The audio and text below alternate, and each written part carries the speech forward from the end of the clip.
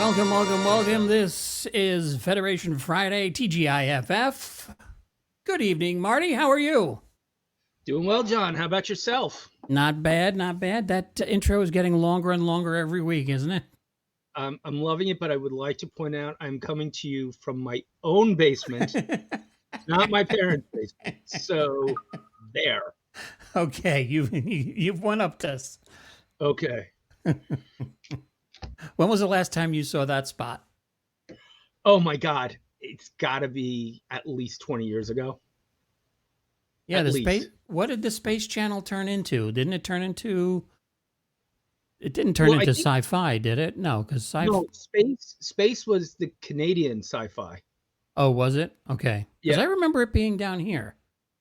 it was for a while. I think Cablevision had it for a little bit, along with another Canadian channel. I forget which one it was. But yeah, it didn't last long down here. Only reason I know that when I travel for business up in Canada, it's still running. Oh, Space Channel is still on, or Star Trek? As, Did they just show as of Star a couple of Trek? years, yeah, no, they were playing X Files. I think when I was up there, Okay, so the petition worked. it did. They finally got a couple of signatures. So, Okay, well, Canada, very progressive. that's it. Yeah, they're years ahead of us. Mm. So, well, tonight's episode is probably we're gonna. I have a lot of slides, but because this episode was really good. I like this one. I forgot how much I liked this one on rewatch, and the the to me the performances across the board carry this episode. Everybody is swinging for the fence, and unlike a team locally here I won't mention, they hit home runs out of the park every time. Yeah, I mean it was so enjoyable to watch, and I think I tweeted about it and mentioned that it's nice to watch Star Trek that has a story and interesting characters, and I mean it was just it was just great. I wish the rest of the crew were here tonight, but Debbie has gone to the dark side.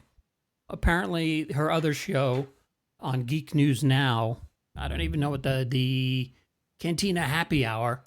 Apparently, the host over there fell asleep last night and forgot they had a show. So it was a really good happy hour. And she's over there tonight, and Bill is still on location shooting a Star Trek movie. I heard. Um, Yeah, I so saw that message come over. yeah, I can't wait to talk to him about it, and I want to see Debbie's all the pictures she took from the convention last week. Oh, that's right. That's Yeah, right. so yeah, she had the convention last week, and if she ever gets back from Riza and the cantina, we'll talk to her then. But as for right now, you have me and you have Marty, which let's just face it, this is. I mean, you got a 50% chance at a laugh tonight. Yeah, I'd say that's fair odds. Yeah, never tell me the odds. Yeah. So let's get right into it. So this Got it. week's episode was Dagger of the Mind, and for some Yeah. reason I thought it was way back 2 weeks ago when we were here. I thought it was. See, I can't even remember what I thought. I thought it was the one with the Ram Balance of Terror, Oh, okay. I could see that. and I guess I was wrong, but I'm glad I was because I had never. This is one that I have never seen, Oh, really? and yeah, I've never seen this episode, and I mean it was so good. So Yeah, the let's get into. season one stories usually were pretty well developed.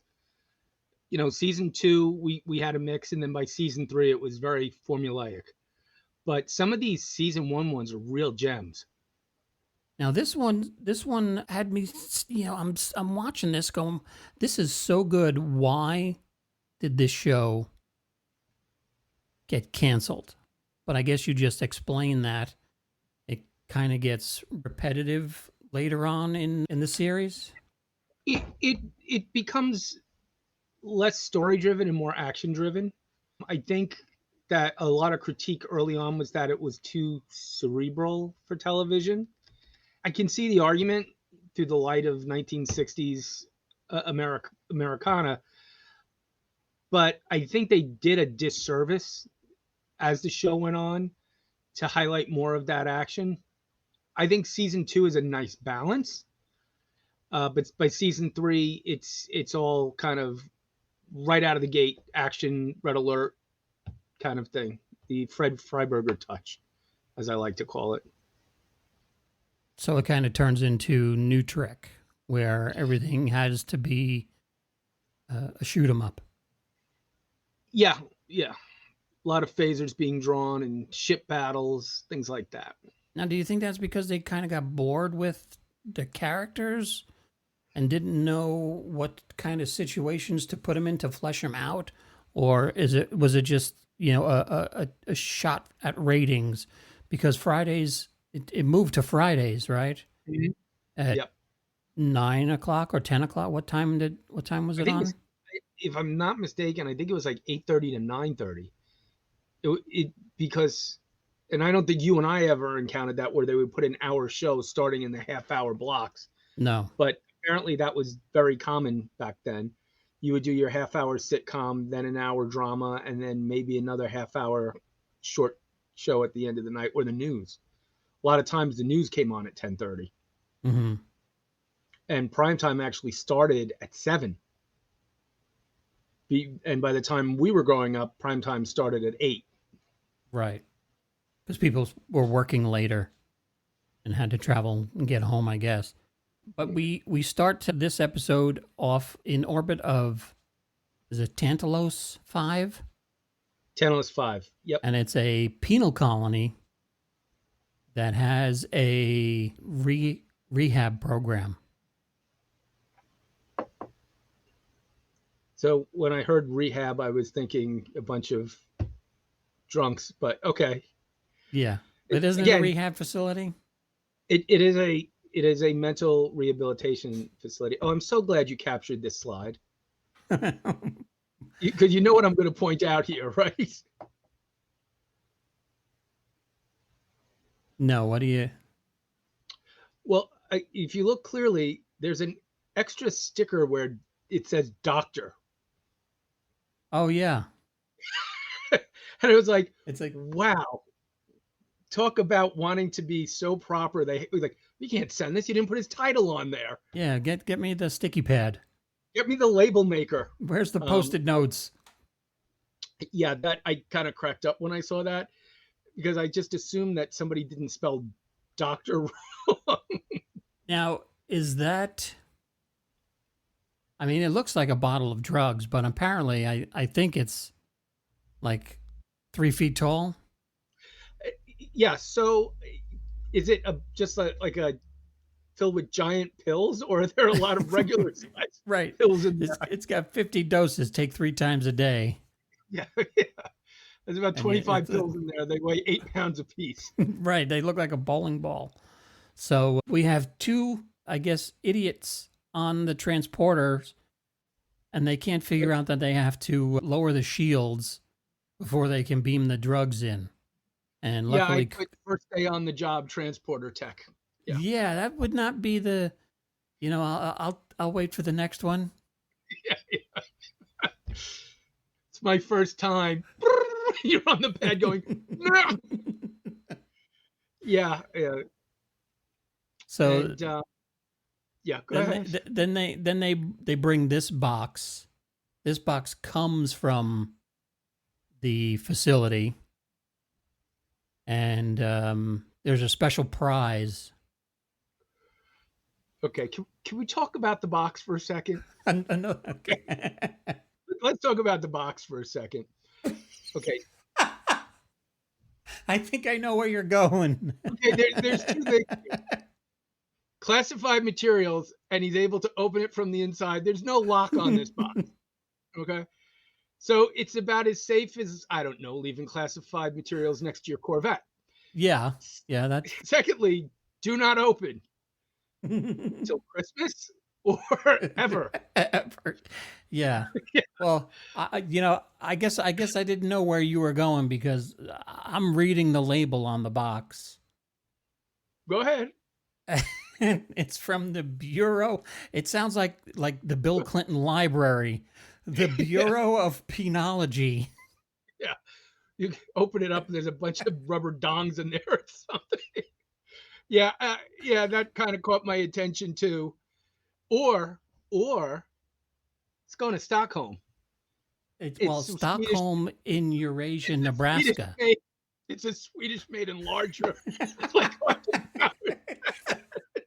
that's why they don't want it opened. Yes. Oh my The box gosh. opens up and you just see them all come out. Yeah. There's Van Gelder. Yeah. Close the box. I'm not done yet. God. This is the original Blue Chew, I guess. Yeah. So inside the box is one of the criminals from the penile colony or penal, the penal I would call it. colony. Yeah. Now, what cracks me up, he's wearing an air mask. Clearly, the box isn't sealed. It's not even locked. Not sure why he was worried about suffocating. It just kind of caught me as very odd, and I don't think they left it outside for anybody to pick up. So not sure why, but okay, he's wearing an air mask. And then we have Joey Transporter Tech just out of the shower and writing his notes down. And he's being sneaked up upon. Now, here, is he staring at the transporter tech? You know, because the box opens to the back of the transporter. Yeah. So No, he really wouldn't be dilemma. looking at anything. Yeah, no, in fact, this shot, if you really think about it, that panel in the background shouldn't be visible in this shot. Right. Yeah. Which cracks me up, right? It's almost like a Jack in the Box coming out. And notice how Morgan Woodward, who I think was sensational in this episode, the eyes when he opens the box sells the scene. He's got the craziest wild look, and all of this is covered with the wonderful mask. You just see those eyes, and you're like, oh, this guy's nuts. Yeah. So we get the title shot, Dagger of the Mind, and I believe that was is that a line from Shakespeare? Macbeth, yes. Yeah. So Kirk and Bones are talking. He said, "Oh, I'd like to meet Dr. Adams. He seems like he's a genius." And Dr. Adams is the one who is working on system of, I don't know, how would you put it, reprogramming. Do they know that yet, or is that something you find out? I think he develops, but Adams has a reputation for being stellar in the field. And, Kirk, being up on the latest advancements in criminal rehabilitation, knows all about this guy's reputation and, almost hero worship. Oh, I wish I could have met him. And I'm thinking, this is not Lou Gehrig. This is a psychologist, but okay, whatever. So they get a warning that a potentially violent case has escaped their facility, and they think he's boarded the Enterprise, and he knocks out the transporter tech and takes his. Well, he's not really a transporter tech because isn't he called a? He's like, hey, you from engineering or something like that when in the hallway. Yeah, he's wearing engineering color, and I have seen those uniforms in blue too. So there must be science techs and engineering techs. It always makes me think of Pajama Day on the Enterprise when I see that, Yeah. though.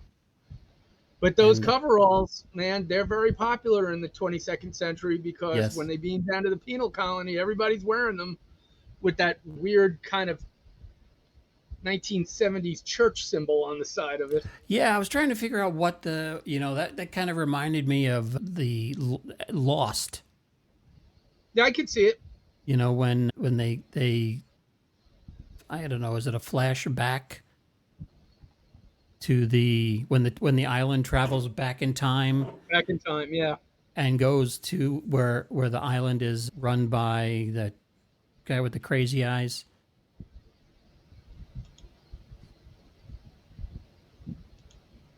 So he says, "Hey, you from engineering," and Okay. Day overpowered one again. transporter chief meet day one security officer. That guy gets taken out in seconds. Yeah. So we find out that he's clever and he's actually on the Enterprise, and the crew is now going to be on the hunt.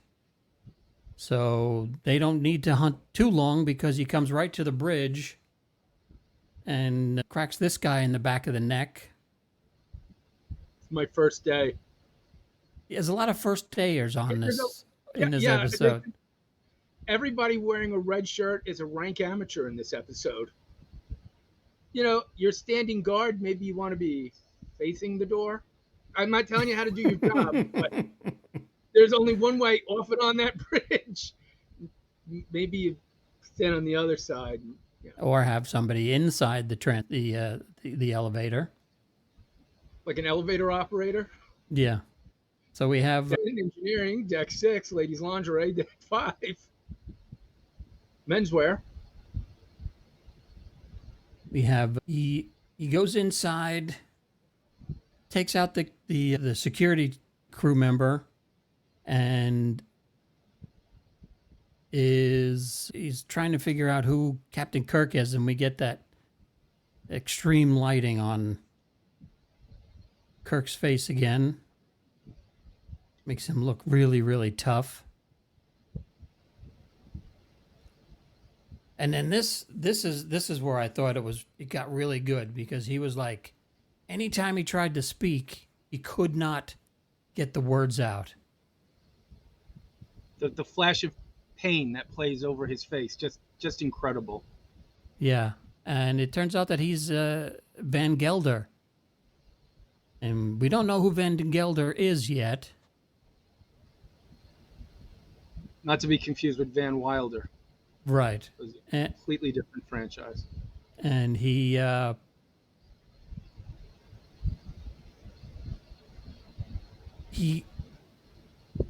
just wants not to go back. He's desperate not to go back. Yeah.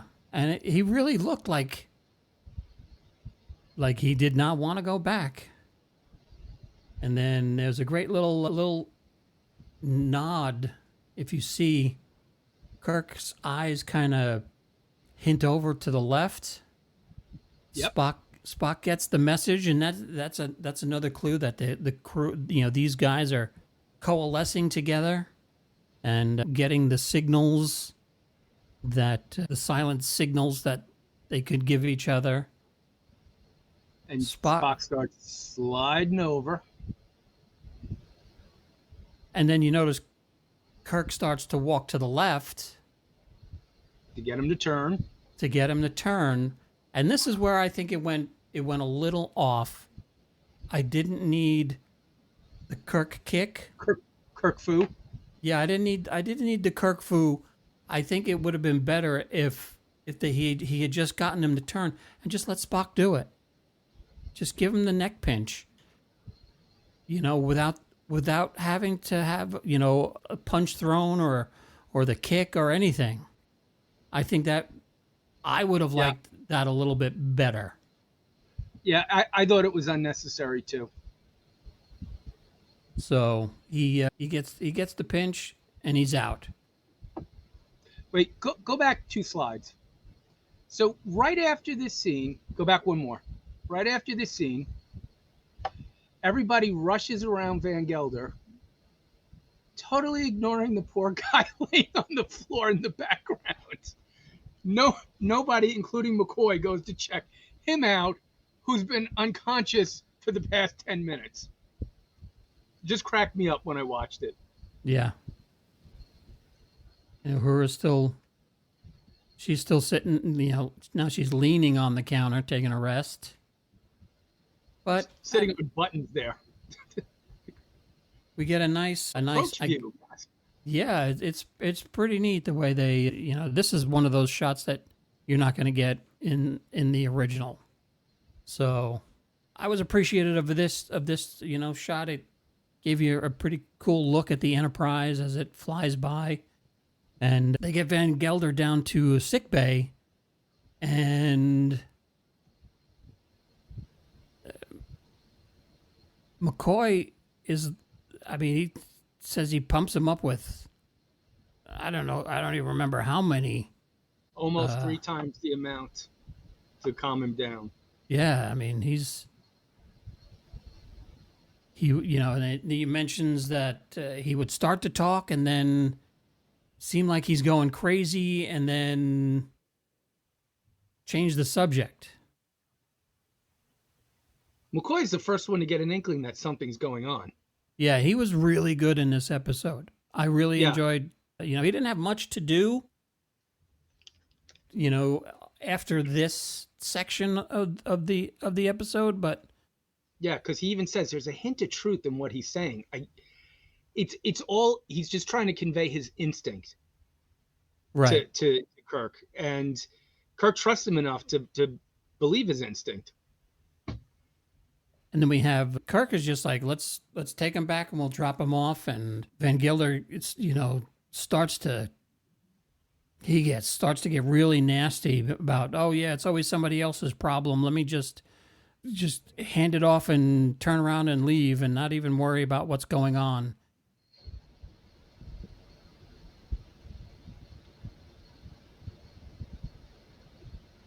And has this guy been in anything else? He has been in a ton of Westerns. In fact, he is in the Cowboy Western Hall of Fame. Really? For his multiple appearances. He's done some war movies, and he shows up in another episode of Star Trek in about 6 or 7 episodes from now. He was on Dallas for a while in the 80s. I mean, he worked consistently. Because he is really good. He was really good. Fantastic. And I did a little deep dive on this. He actually credits this role with getting him out of the cowboy stereotype typecasting. And he felt he did his best work in his career in this episode. And it affected him so badly that he couldn't shake this mindset for a couple of weeks after filming. Wow. That's how much he sunk himself into the role. Oh, completely. And it's, if you've ever known anybody in the midst of a breakdown, this is scary accurate. It's like scary right on what he's going through. The oscillations between anger and pity here. Like, he looks pathetic, and then 2 seconds later he looks like a raving animal. And you can see him struggling, especially like when you said he's trying to even get his name out. That inner turmoil that he's struggling with. And it's all played on his face. And this right here, when he does his, I called it the Riddler laugh. I mean, it was spooky, to put it mildly. And then he calms down again. Yep. Just great. Just a great portrayal of this character. Then he gets angry again, and they gotta. Here comes the hypo spray. And they gotta pump him with the spray. And then Spock is back on the bridge, and he's reading the library tapes. So, in 200 years, We won't have MP3s anymore. It'll be back to tape. If we've made the circle all the way back to vinyl, I don't see why we don't make it way back to tape. Yeah, yeah. And now Kirk is realizing that he actually is Dr. Van Gelder.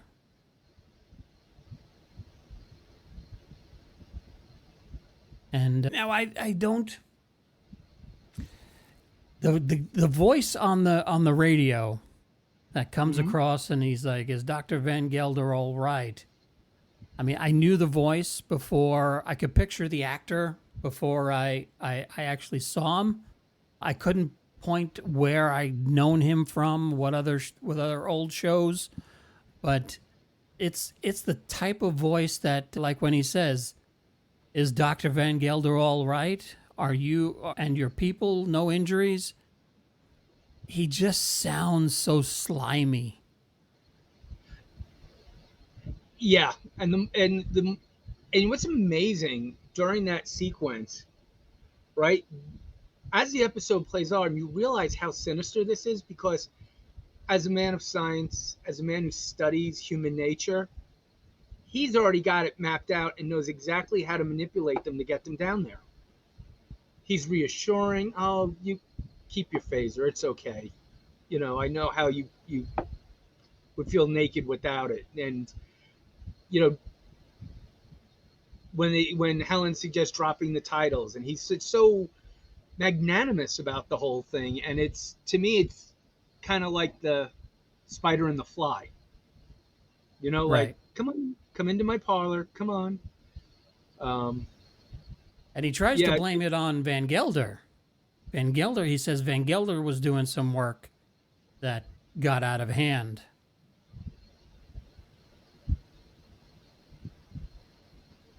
and this is what I love. All he has to say are those 5 simple words. Doesn't press him why, doesn't ask for a better explanation than that. It's good enough. It's good enough for Jim Kirk. If Bones is saying something doesn't ring true here, okay, let's find out.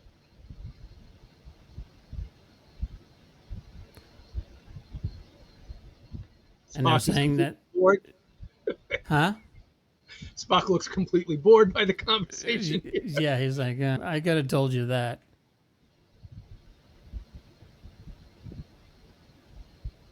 And we got a little bit of preachiness here. Wouldn't be Star Trek without it. Now, this is where they say, oh, he asks, are there other hospitals on the way? Can you take him to another hospital? And McCoy's like, he knows there's no other hospital that's up to these standards. So is that another way of tricking them to get him back down there, bring him back down here? And Look how concerned I am. I want him to get the best, even if it's not here. Meanwhile, he knows they have to come back. right. It's just another attempt at manipulation.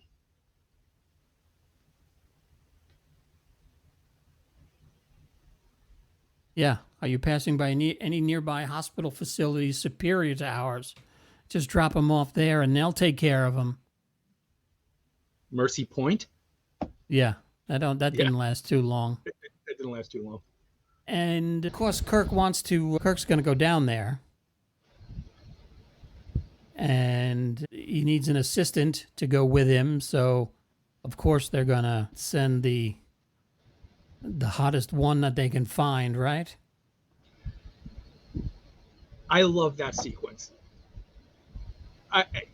When we get to it, I love that sequence.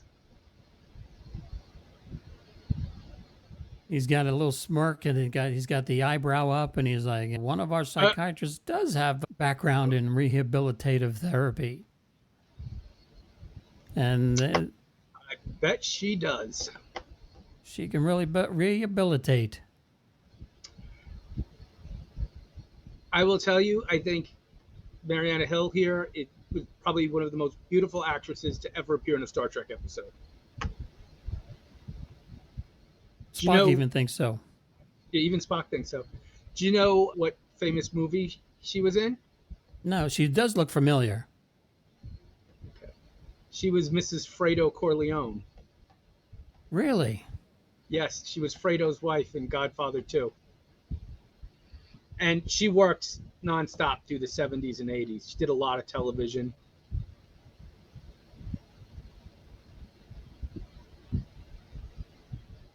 And I guess there So was this back to big. Starfleet HR issues. Yes. So I would like to see an episode what happened at that Christmas party, quite frankly. Well, we do get a shot of what the Christmas party looked like later on. But is that something that she plants? Well, Yes, when we get there. when we get there. But Yeah. it's great to see Kirk looking so uncomfortable.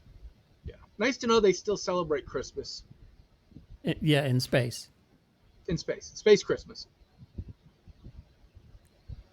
So then we beam So down to the top hat in the desert, surrounded by large candles.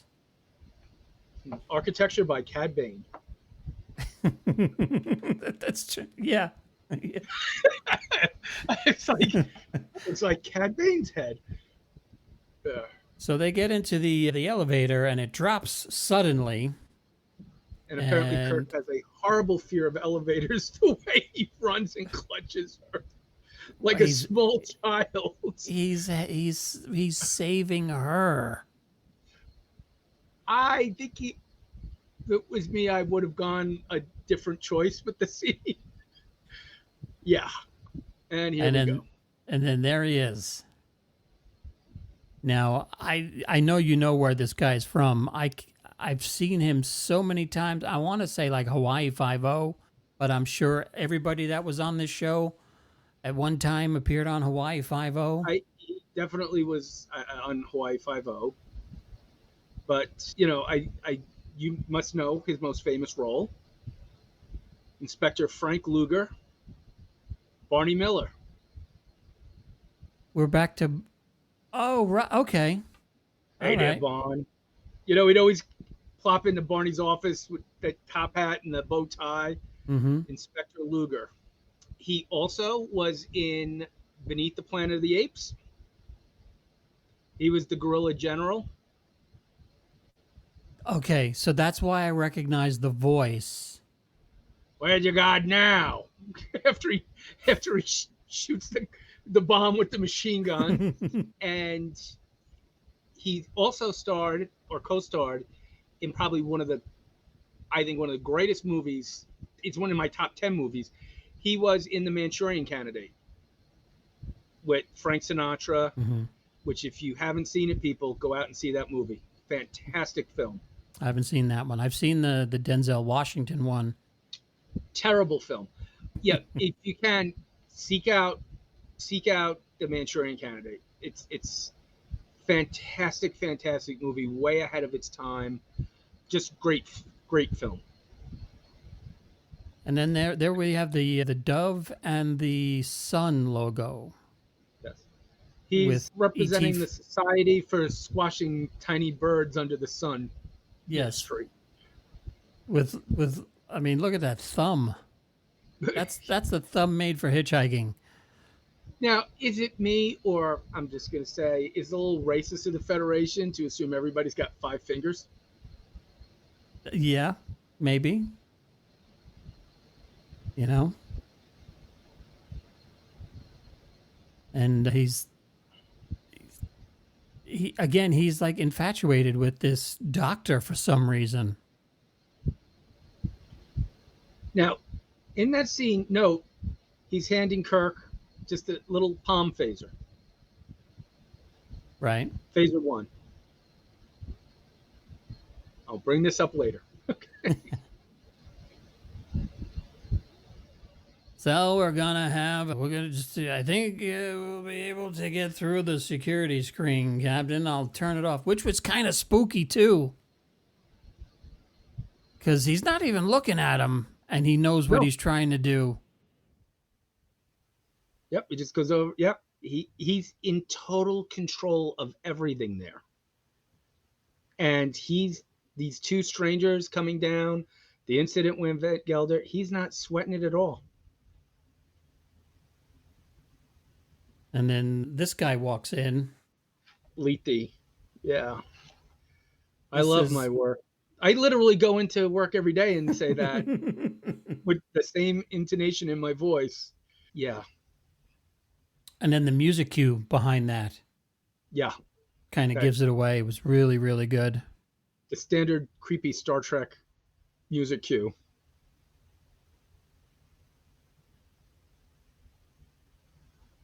She looks like Mrs. Roper in that dress. I was going to say Mr. Roper in that dress, but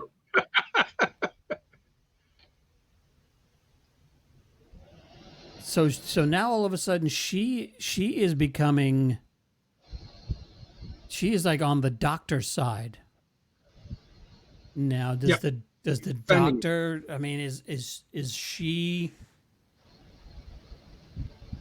I don't know, is she looking to prove herself to the doctor, or is it just, story, to make the story ease a little bit better?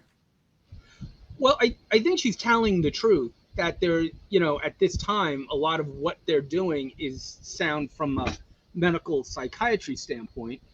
And I think she's treating him more like a colleague, an esteemed colleague, than anything else. Saying, the basis of what they're doing here isn't all that unusual until we see the chair.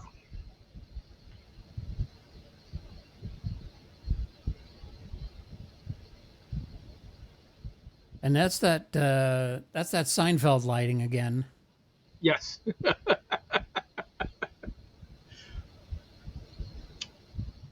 By the way, in this shot, if you look over Kirk's shoulder, we see those beautiful purple rocks that Mm-hmm. appeared in the previous episode. They reused a lot of the set and lighting And to probably save the the one before that, and the one before that, and the one before that, we because don't that see was we don't see Rock running around in the background. right. But yes, yes. This episode happened to be directed by the same director who did the last episode.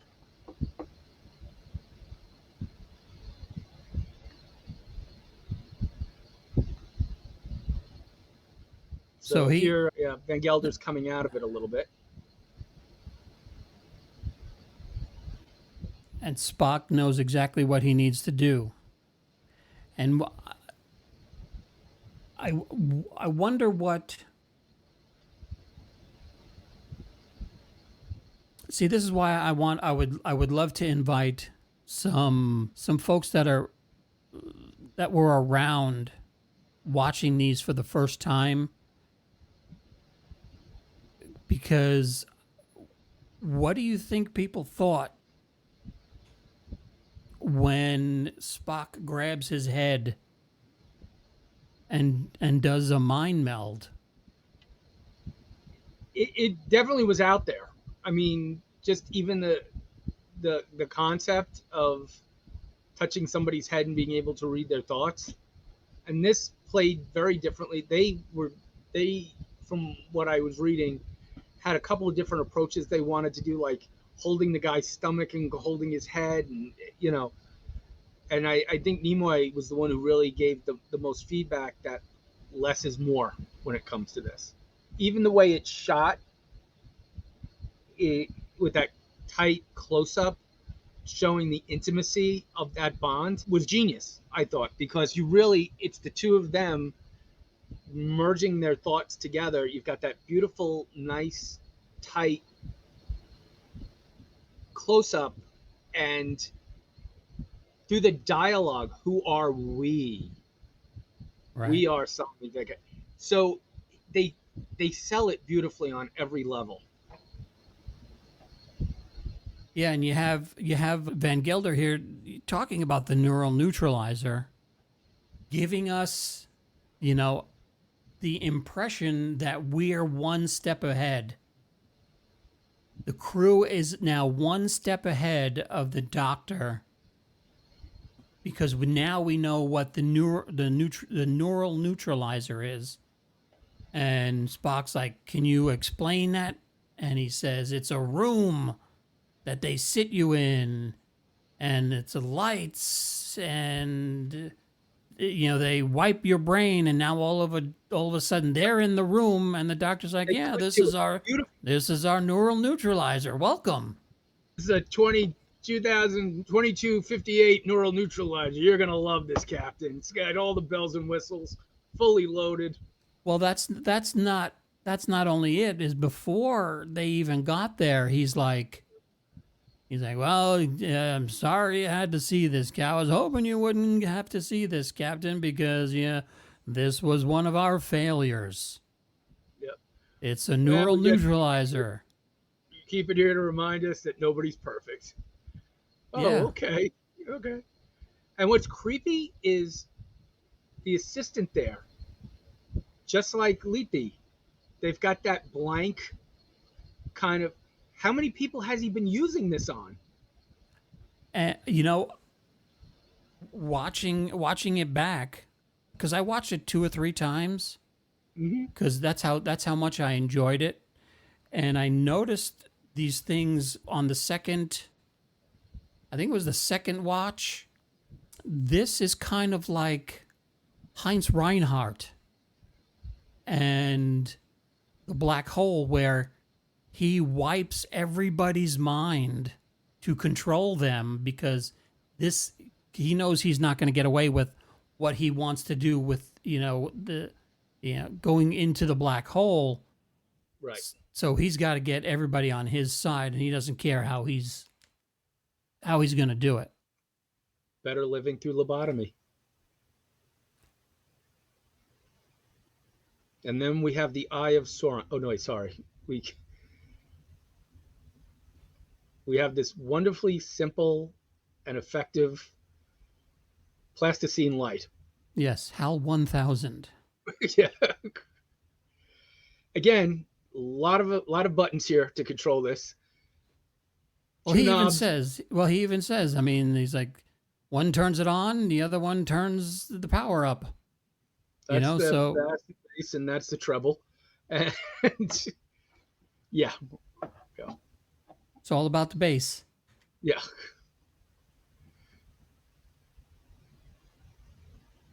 And then he's like making jokes. You remind me of the ancient skeptic who demanded of the wise old sage. And she's again agreeing with Dr. Adams. Captain, this egomaniac is fine. I'm telling you. Yeah. And then this poor sap in the chair. In the woman's blouse. He gets zapped and told, you're not going to remember any of this, and it'll cause you pain and suffering, and anytime you even think about it. Okay, so now Spock is giving McCoy his report of the mind meld. Well, I don't think they've done it yet. Oh yeah, that's right. That's right. Sorry. This is where he finally decides to do it. Yeah. So we're learning that the plan is underway to basically keep this facility a secret. But Kirk wants to stay over.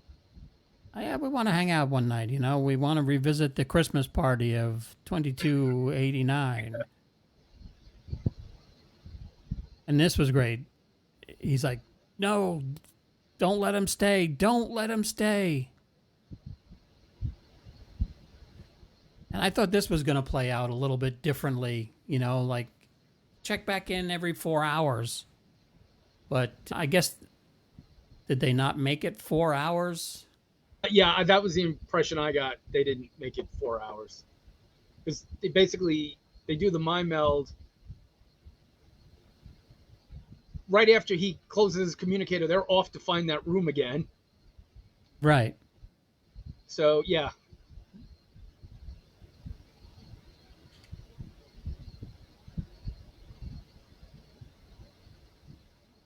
So here Spock is explaining the mind meld because this is the first mind meld we've ever seen. That's right. And where do you know where they came up with the idea for the mind meld? Was it just one of those It was things just in the that script. right? But did they say that how can we? Is there like was there like a character log for Spock that said he can do this, this, this, and this, or was it just something that they said, how can we get this information out of the guy? Because every time we talk to him, he goes crazy. We need to figure out a way to. So there's early references to Spock having a hypnotic quality with women,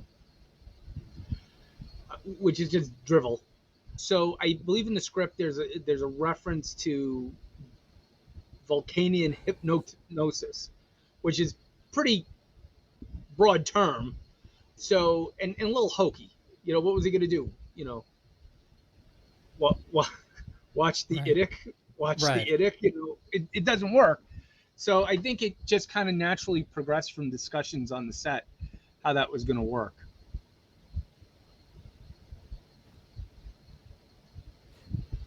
And then I don't know. Does I guess McCoy doesn't even know what this is. Yeah, it's you know, again, revisionist history. It's like nobody knew about this, but in later Star Trek, mind melds are pretty common knowledge. Again, given the secrets that for an advanced people, the Vulcans really like to keep their secrets. And look at Pon farr. Apparently, nobody knew about that. Until Star Trek 3. No, in the episode that in Amok Time, Yeah. the biology of Vulcans. Yes, you know what you're talking about, Jim. Yeah. Really? Every 7 years? Yeah. Yes, Captain. Yes. So yeah. So maybe they just didn't talk openly about it with outsiders, like where disappearing head ridges went, like Worf said about the Klingons. Hmm. Don't talk about it with outsiders. Throwaway line. There you go. Mystery solved. Now this is the first mind meld. When does it go to the one-handed chin cheek temple? I think the next time he does it, we get more of that traditional, your mind to my mind, your thoughts to my thoughts kind of thing. Hmm. And I think in this case, he's laying down. Most times Spock does a mind meld, the subject is standing straight up. Right. So I think it's just natural progression not to have to grab a head like this, or like in this case, going behind him to try and get both faces in the frame. I think it's the only logical way they could have done it. Wait, go back one slide.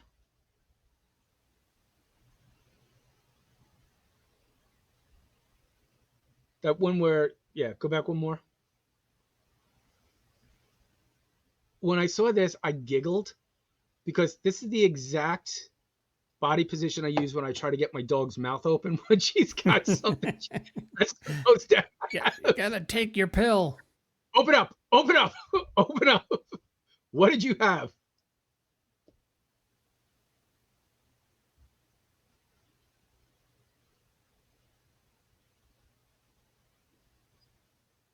So now Kirk is asking, what do you think of the other inmates?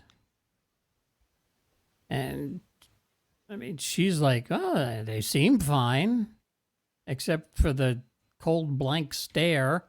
That is weird now that you mention it, Captain. And the drool. Yeah. Yeah. So we have Spock doing the who are we molding, into his or melding into his mind. And this guy now looks completely relaxed. like not a care in the world, and Yep. just ready to start a day. Serenity now. So then we get what the description of what the neuralizer or the neural neutralizer does, and it's a memory wipe. So this is interesting. He erased our memory. If he erased your memory, how do you have a memory that he erased your memory? So maybe the machine is faulty. It's not so much erasing as it is Suppressing with pain. suppressing. Yes.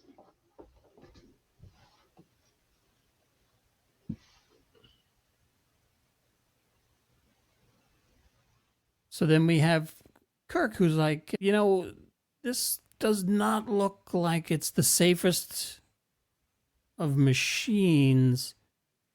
Why don't I go sit in it and you turn it on? That's why he's the captain.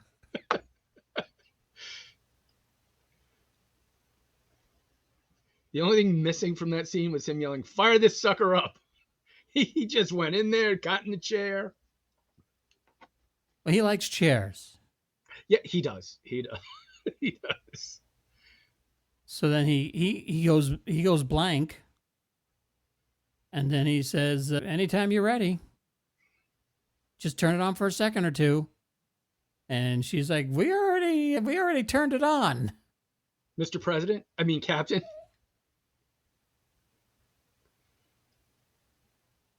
So this is kind of like a Mitch McConnellizer, where he Yes, just go blank for a few seconds. that could be the name of it. Yes. Okay, now I take umbrage with this because I really don't know how harmless this upcoming suggestion was. Well, that'll have to go through HR first. Yeah. So, Oh, this one is the hungry. You're hungry. yes, which clearly by the end of this episode has been in his subconscious for the next 50 years. Because he hasn't eaten anything yet. Yeah. So, as we saw, that uniform just kept expanding and expanding and expanding.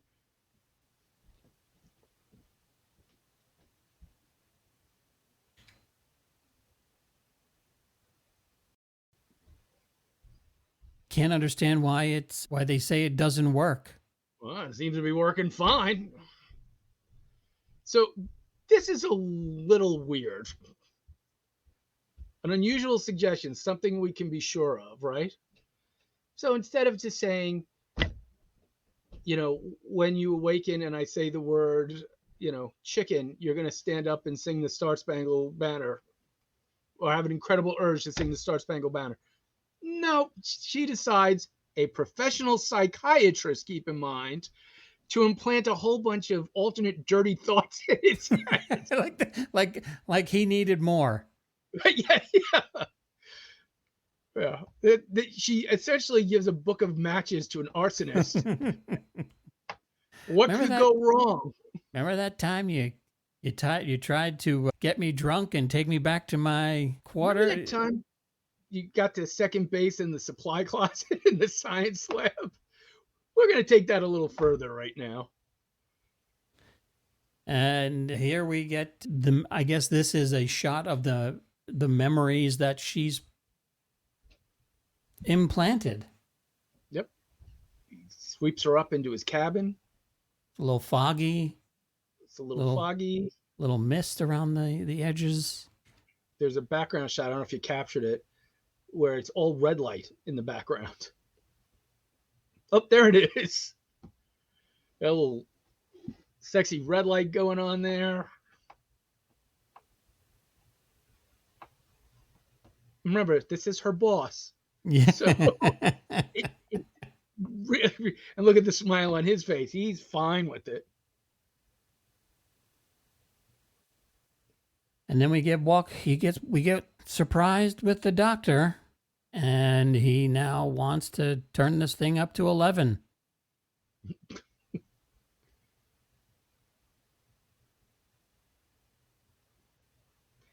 And can I say what a nice job Shatner does in this sequence?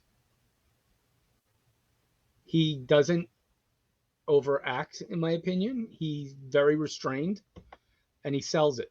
Again, the whole episode between Morgan Woodward, James Gregory, and William Shatner, they sell the episode. And don't forget the other two, because McCoy Yep. with his little lines of, this he's not lying, they're lying to you, Captain.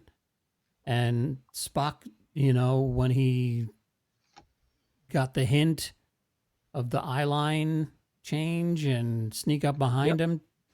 I mean, they all just. Yeah. See, when McCoy was not written as a raving lunatic who would come on the bridge, get 5 lines, make a racial insult towards Spock, and then leave, he was a great character. And so many of these first season episodes end with not Spock standing next to Jim, but McCoy standing behind the chair. Mm-hmm. And that's a dynamic that changed. Okay, so now we have our little hand phaser.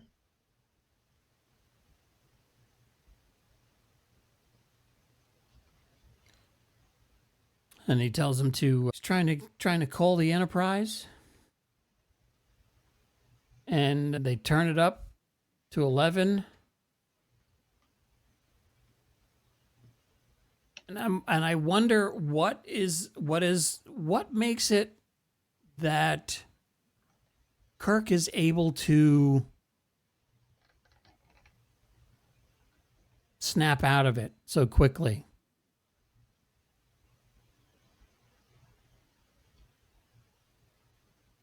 I think he's just a strong person.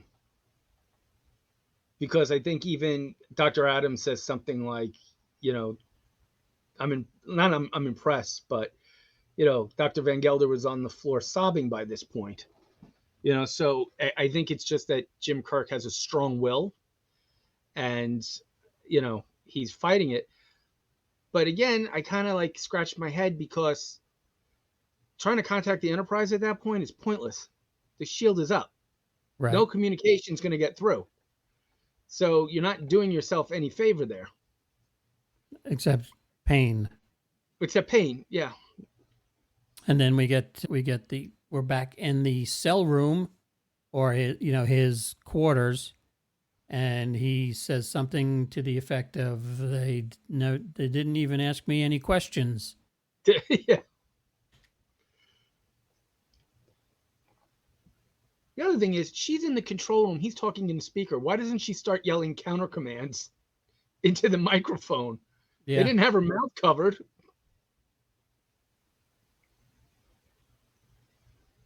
And this is where he breaks out of it.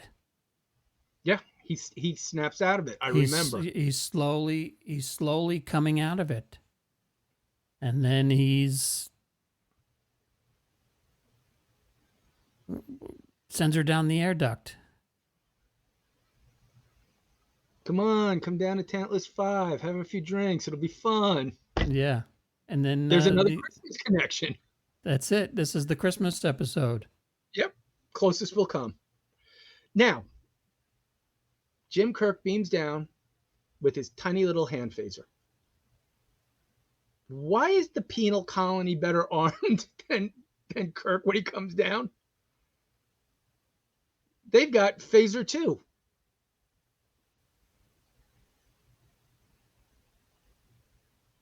Do they allow weapons? That's a great question. Where'd they even come from? Right.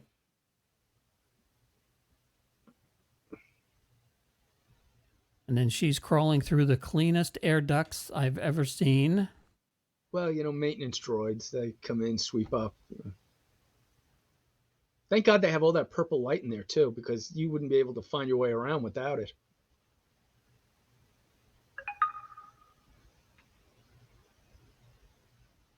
And then he's back in the chair.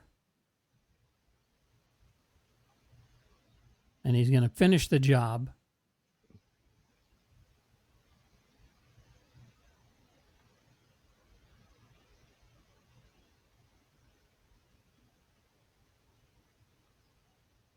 So yeah, here's where the veil is just completely ripped down, and you just see what an egotistical psychopath Adams actually is.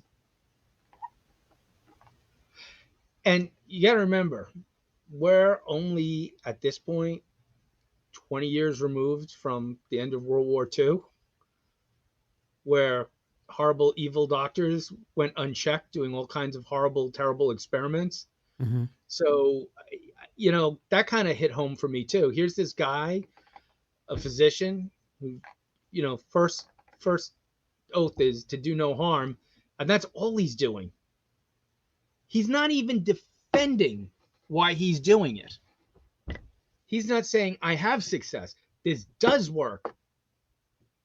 He's just doing it for almost his own kind of, for lack of a better word, amusement. Yeah, yeah, and it's.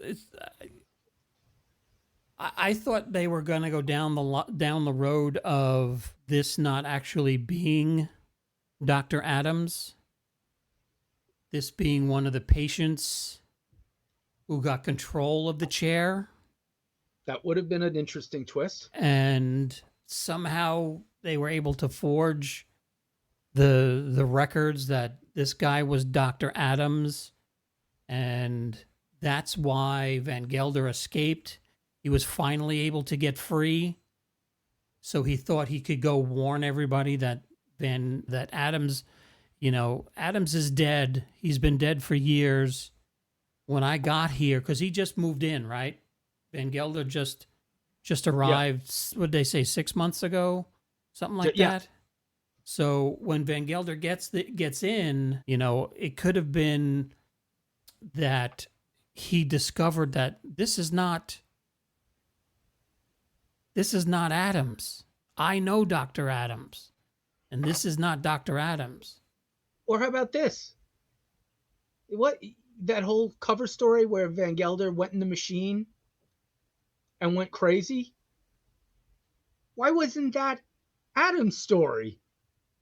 That Adams went in the machine. Adams went crazy, then took over. That you'd at least feel sympathetic for, because none of this would be his fault. But there's nothing redeemable here. He didn't think he was doing good. He wasn't misguided. He's just like, "Ooh, I have a fun toy here. Let's see how far I can go with it." Right, because like if he was one of the patients in the rehab center, then you can see that, okay, he's just a psycho that got control of this room and wiped everybody's memory out. And it was Van Gelder escaping that let everybody know.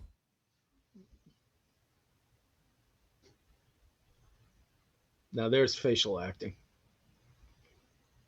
There it is. And he's got it up to 11 again. And then Kirk finally hits the floor, and his spandex shirt that keeps the belly in His girdle, we can say it. is Call it okay. what it is. His girdle is showing, Mm-hmm. and she's sneaking through and trying to get to the room that has the power supply. Okay, now this cracked me up. It's mega voltage. If you'll touch it, you'll die instantly. I hate to break this to you, Jim, but regular voltage in your house, if you touch it, will kill you instantly. So, and it's also nice to know that they borrowed some props from Batman with the giant labels on everything. Well, that's the thing is, like, I don't know if I was able to catch the when Spock gets down there.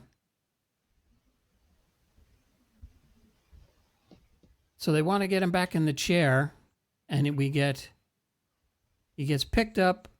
This guy gets punched. Adams gets a karate chop in the back, and then this guy gets a punch. So Kirk does, probably it was ABAABA up. So we get fatality. Now, did he take? I don't. didn't see him take anybody's weapon. I may have missed it. I don't think he did. Okay. Okay. All right. Now this cracks me up. Right? They're ready to send down again. The source of the interruption. He doesn't. Does he know that the force field is definitely down again, Mister? I don't learn from my mistakes. He Yeah. said there was a power interruption, but that doesn't necessarily mean that it's going to stay down. There's a little tiny pinhole Yeah. in the shield. That, The beam. so now, yes. So now this guy's gone from I can't figure out how to get this giant tub of pills sent down to I can put you right into this, right through the. I can thread that needle. Yep. Listen, this is my second day. I got this under control now. And you mentioned weapons. At least she's smart enough to grab a weapon. She grabs a weapon, right? Great. Perfect. That's what we need. She also kills a guy. I think she's the only female in Star Trek Federation history who kills somebody on screen.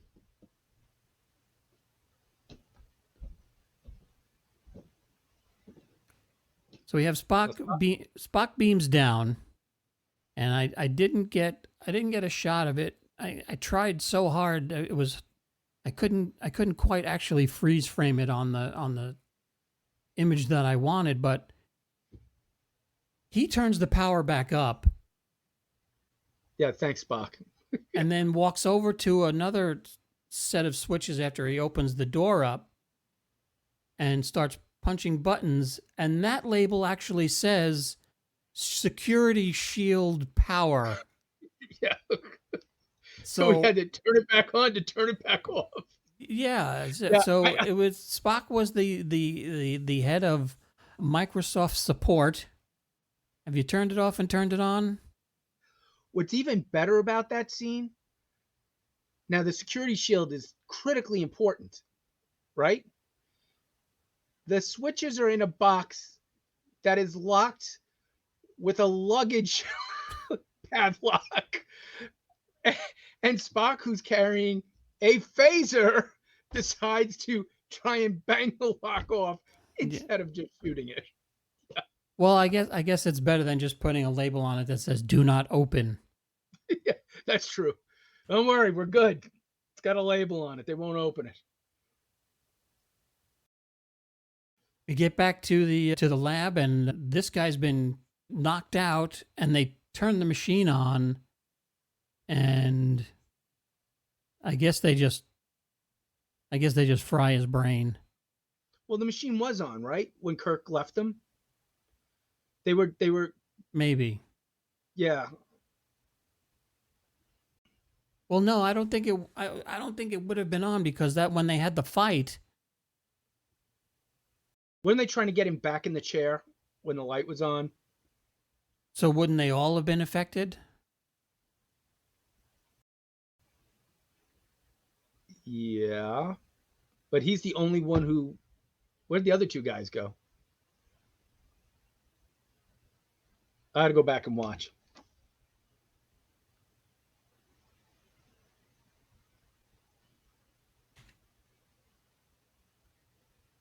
And a happy reunion, because apparently he still is madly in love with her from the suggestions.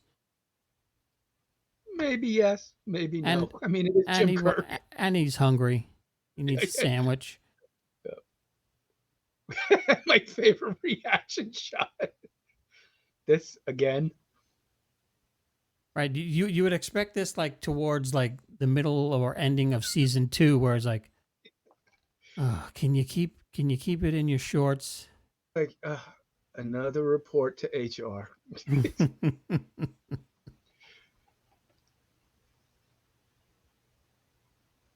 And security comes down, and they start rounding up the patients.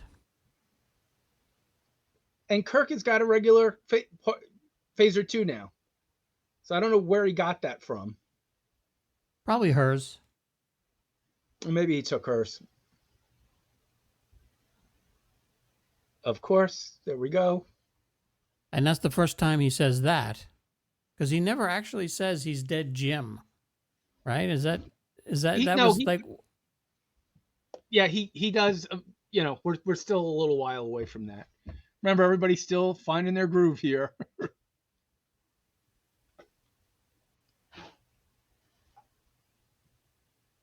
and then Kirk gives us the, can you imagine the mind emptied by that thing? And I was so tempted to put a picture of Joe Biden in there, but I don't What think are we he was. doing? What's going on? Yeah, you know, the thing, the light from the ceiling. The thing that goes like that. I mean, I've been on that penal colony. That's right, classified. I didn't take them. They went up there with the big medicine bottle. And then the box, you know, the box that was locked behind my Corvette. Yeah. But yeah, that was a kick-ass episode. I really enjoyed Yeah. that one. Yeah, that was a great episode. And considering too that this was a lot of reuse sets, we said from the previous episode, you'll notice no Scotty, no Sulu, which was done in an attempt to save money. So I think they both would have been paid about $890 each to appear in the episode, and they went with non-speaking extras. In 2024 dollars, that was an approximate savings of $8,700 a piece. So they saved $16,000 plus by not having those two appear in the show. So going back here, I'm in the Star Trek Compendium. Yeah, you have one of these, right? Yes, sure do. So it says here the script for Dagger of the Mind required a device to provide access to Van Gelder's mind. Earlier drafts contained a lengthy scene in which a machine containing colored lights is used to hypnotize the patient. Before Star Trek's staff writers were thorough reworking. Before Star Trek's staff writers were through reworking this sequence, they had devised the Vulcan mind meld, one of the most important developments in Spock's character. So that was probably a cost-saving thing too, because to build yet another device with blinky lights aboard the Enterprise would have blown up the budget even higher. Yeah. So necessity is the mother of invention. As late as the final draft, it was Janice Rand, not Helen Noel, who accompanied Kirk to Tantalus 5. That would make no sense. It's interesting that although Rand would enjoy 2 other appearances in Star Trek, she was not permitted to appear in this episode as a woman the captain falls madly in love with.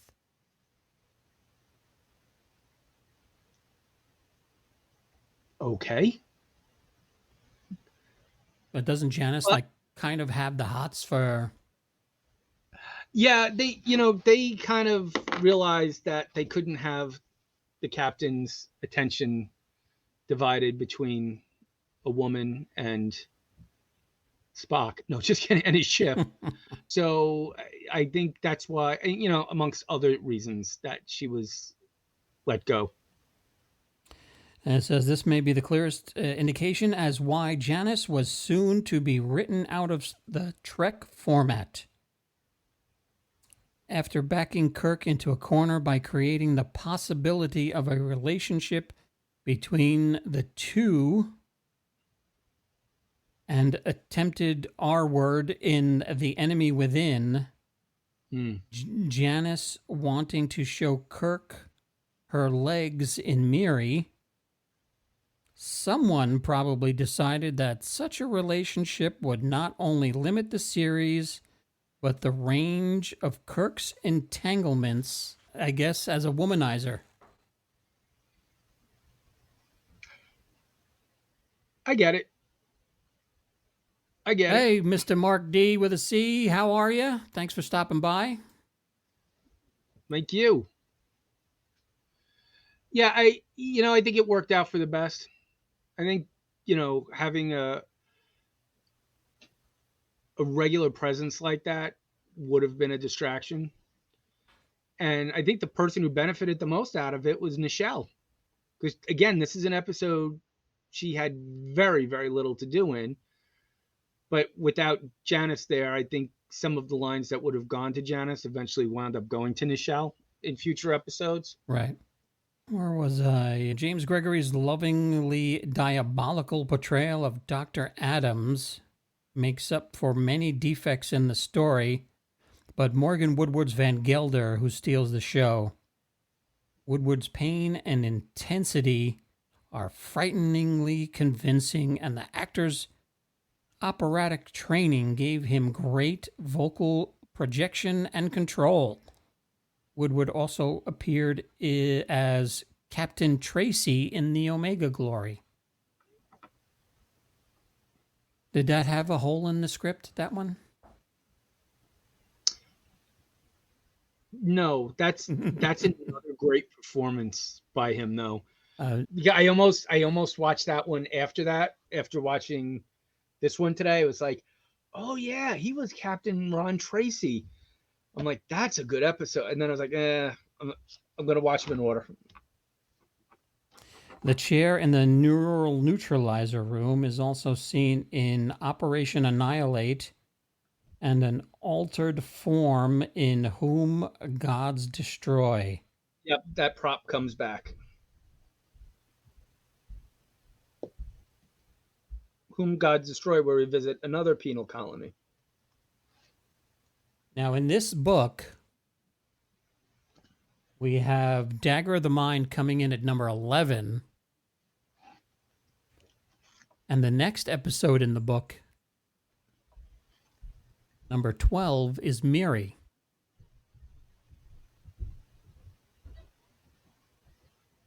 So these, I guess. Maybe that's production order or air date order. What's the air dates? I don't think it says. Okay. Star date is 2715, and then Miri is 2713. So they go So back they were, back in time. yeah, we've already done that. Yeah, so that has to be air date, I would guess. So what do you have as the next episode coming up? The next episode we have coming up is the one with Baylock. The name is escaping me right now. Hold on a second. I guess I have to turn in my Trekkie card because that I should know off the top of my head.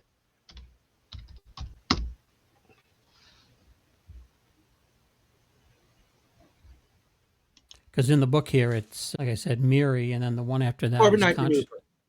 Okay, because Sorry. this one, in the book, it's Miri, and then Conscience of the King. Well, on Paramount Plus, it segued right into Corbomite Maneuver. That's a tough one to say.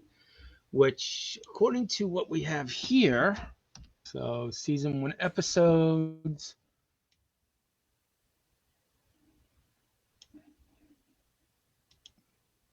See, I don't even see that one in the book yet. So let's see, 4, 5, 6. What are little girls made of? Then Miri. So the next one I have up is episode 10, the Corbomite Maneuver. And episode 10 in the book is What Little Girls Are Made Of.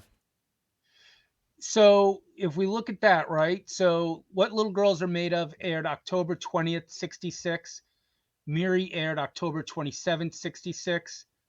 Dagger of the Mind, November 3rd, 66. Corbomite Maneuver, November 10th, 66. And then where's Conscience of the King show up? Because December 8th, 1966.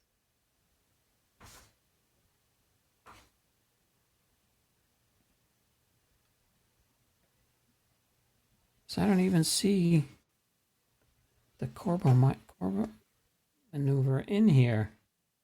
Oh no, here it is. This is number 3. The Corbomite maneuver is number 3 in this book. Star date 1512.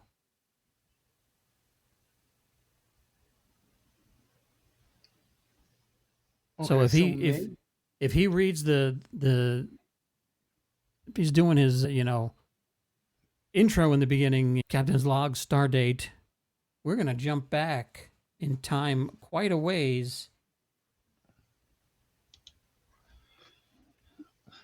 I will get an answer for you. Okay. I will get an answer for you. So let's take a look here. There was one episode, if I remember correctly. This was a special effects heavy episode. So maybe the post work caused it to be aired later than when it was production order. Okay, let's go to my production order list.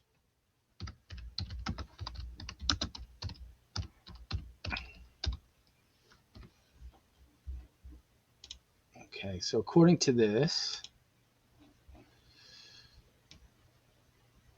Enemy Within, Naked Time, Charlie X.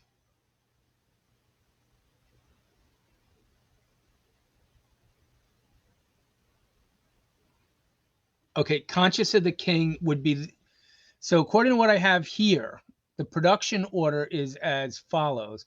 Corbomite Maneuver was number 3 in production order. So it actually went The Cage, Where No Man Has Gone Before, then the Corbomite Maneuver, then Mud's Women, then The Enemy Within, then The Man Trap, Naked Time, Charlie X, Balance of Terror, which we have not watched yet, What Little Girls Are Made Of, then Dagger of the Mind, then Miri, then Conscience of the King.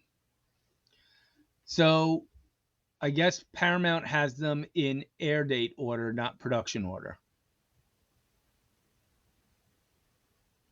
All right. Well, that makes sense then. That's why I guess I thought Balance of Terror was this week, because I was going off of the book. Yep. So, well, to me, this is probably a 9 out of 10. This was a really good episode, and the two, I guess, one is a protagonist and one is the antagonist. What would you call Van Gelder? I think it's fair to say he was the protagonist. You know, there, if you look at the episode as a whole, it's hard to tag anybody but Adams as the antagonist of everyone. You know, just an evil character. He was good. No, he was great. He was, and James Gregory was really adept at playing really bad people in a very disarming, charming kind of way. Yeah, can you be charming in a evil kind of way, I guess? I mean, you know what? It was just so good. Charming and menacing? Yeah, I think it's a rarity, but you can do it. Like Christoph Waltz in Glorious Bastards, I think was charming and menacing. at Yeah. the same time. Hmm. And that's such a fine line to play. But you're like, this guy's is just evil incarnate, but you can't help on some level like the guy. Yeah. What do you think of next week's episode? Before So you next week, before you rewatch it, how many times have you seen it? Is this uh, another one that you've seen 100? I will tell you, this is probably one of my favorites. Good story, good character development, twist ending Mm. with a little bit of a story about not judging books by their cover. I think it's just a nice, tight episode, and it's a lot of fun. And it's a lot of fun. Yeah, well, I'm looking forward to it because I'm enjoying the rewatch, and these episodes are getting better and better every week. So I can't wait for next week. Yep. And then I think the week after that, we have the Menagerie two-parter. And that one I've seen. Yep. So I don't. We'll have to. I'll sit down with a fresh pair of eyes and see what I can glean out of it. But Corbomite Maneuver is next week. Thanks for joining us on this holiday weekend. Happy Easter to everybody in your neck of the woods. Same to you guys. And to everybody out there who celebrate, Happy Easter. And we will see you next week right here on the Geek and I podcast. Hopefully, I will allow Debbie to return. Are we voting on that? We're gonna have a vote. Have you watched The Traitors? No, not yet. Is it on I've your heard it. list? Oh, you don't want to see that list. Yes, it's on my radar to get on the list. So it's on the pre-list list. It is so good. I am on season 2 now of Traitors UK. That's how good it is. Okay. I've jumped from the American version to the British version, which is so much better. I cannot tell you how difficult it was to sit through Alan Cummings and his flamboyant outfits. But He's got a style, that's for sure. he does. The chick who does the UK is really, really good. We're on the season finale tonight, I think. And then I'm going to jump over to Traitors Australia. Oh, nice. Yeah, it's a nice thing about I like the Peacock channel. It's got some good stuff on it. Yeah, And there's some great finds on there. Yeah. so thanks again, Marty. My Thank friend you for. of Brooklyn Nine-Nine now. On Yeah, Peacock. is that any good? Hysterical. Yeah.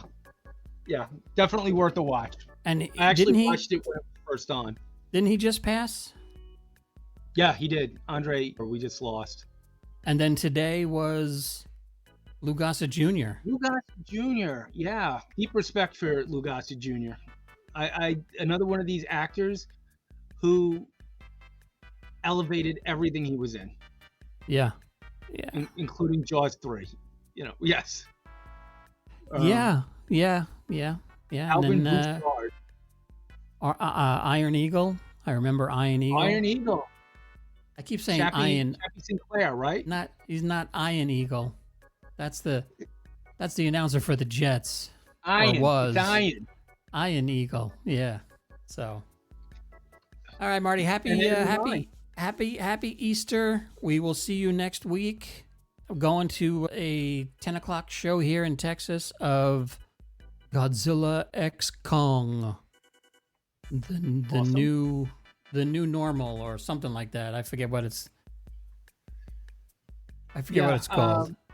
I think it's tag team monster fighting is basically what I understand. So Yeah, be nice to compare -1 with. I'm going in with lower expectations, but hey, it's Godzilla, man. Right. If you How do you put feel about Godzilla Godzilla running? You know what? Most times he don't have to run because let's face it, he's the apex predator. So if he's running, he's got to have a damn good reason. So I'm Mhm. really interested to see what's bringing that on. Are you going to check it out soon, or? Yes, so we're probably going to do Dune 2 tomorrow, and I just got to see what Connor's schedule is because maybe we could do 2 movies tomorrow. Oh, well, I mean, that's like 6 hours. Yes. Well, I've done 9, 12 hours in a sitting. So Are you guys going to do the Spider-Man? we were talking about it back and forth. We may go. We may go. The problem with that is it's always Mondays, and around Yeah. here it's not playing.